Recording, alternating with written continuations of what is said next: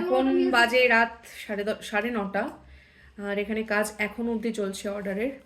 এই যে কাকু এখানে হচ্ছে পৌলমী ঠাকুরের চুল বসানো হচ্ছে। এই সাইডে তো ওরে বাবা গোলুমুলু ঠাকুর একখানা বসে আছে। এই যে আমাদের আরেক শিল্পী যেখানে জুয়েলারি বানাচ্ছে।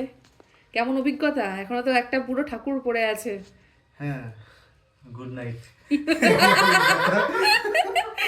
আমাদের শুভরাত্রি হবে আজকে।